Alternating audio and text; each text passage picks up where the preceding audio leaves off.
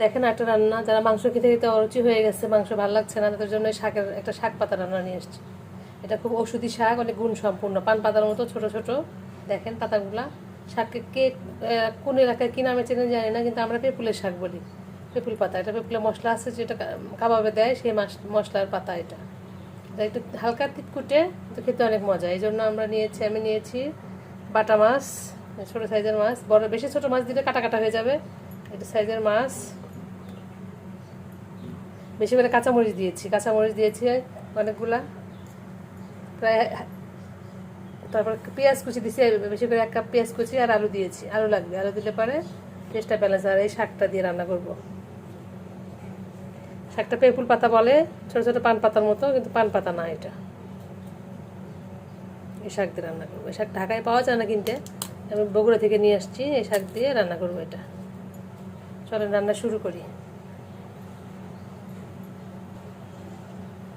এই জন্য আমার সব কিছু নিয়ে নিচ্ছি এখানে। মাছ নিয়ে নিলাম, কাঁচামরিচ নিয়ে নিলাম, পেঁয়াজ নিয়ে নিলাম, আরও নিয়ে নিলাম 1 চা চামচ লবণ, 1 চা চামচ হলুদ গুঁড়া, আর দিতে হবে তেল।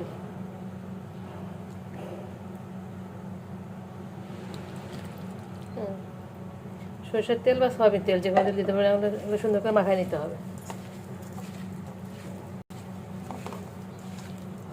আর কিছু দিব না, পেঁয়াজ মানে মশলা কিছু লাগবে না। এটা দিয়ে মাখাবো শাকটা। শাকটা খেতে একটু তিতকুটে, কিন্তু অনেক মজা লাগে খাইতে। আর ওষুধি গুণ সম্পন্ন অনেক। এটা দিয়ে অনেক ওষুধ আছে এর মধ্যে। আর আমার কাছে খুব ভালো লাগে খেতে, আমি খুব খাই একটা শাকটা। বাড়িতে গেলে নিয়ে আসি, এনে খাই।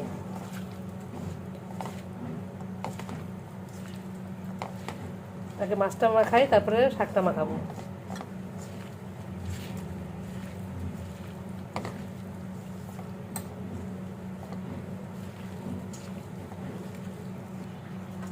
শাক দিয়ে দিলাম।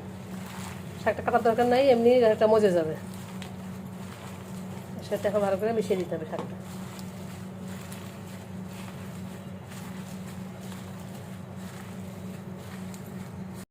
মাখার সুবিধার জন্য মাছগুলো আমি এক সাইডে রেখে দিয়েছি, রেখে সুন্দর করে মেখে নিয়েছি। খুব ভালো করে মেখে নিতে হবে শাকটা যেন মাখাতেই। এখন মাছটা বিছাই দিয়ে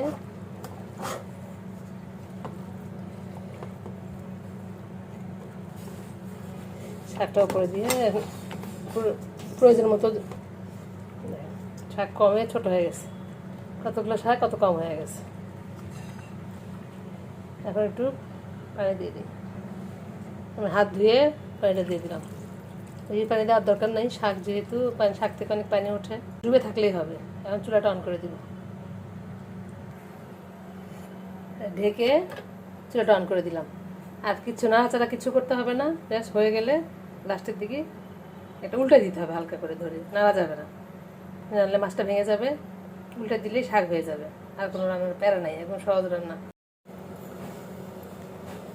দেখেন রান্নাটা কিন্তু হয়ে এসেছে প্রায়। দেখেন কড়াই হালকা করে ভাবে উল্টে দেওয়া যেতে পারে, মাছ না ভাঙে। ঝোলটা শুকে গেলেই নামাই ফেলবো। এবার লবণ দেখতে পারেন, লবণ ঠিক আছে।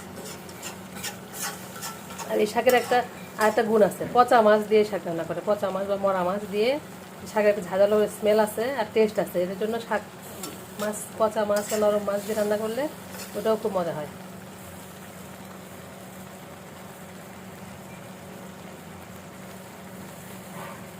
রান্না হয়ে গেছে, চুলা টপ করে দিলাম, তাকে এটা তাপেই হয়ে যাবে।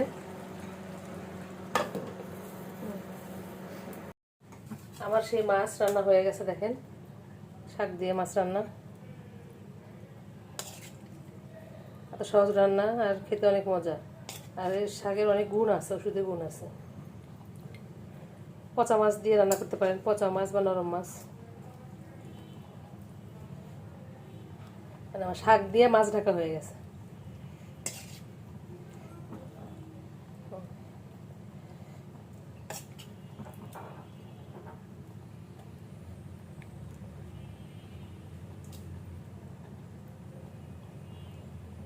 শাক রান্না হয়ে গেছে, পেঁপুলের শাক, বাটা মাছ দিয়ে পেঁপুলের শাকে চটচটি করেছি।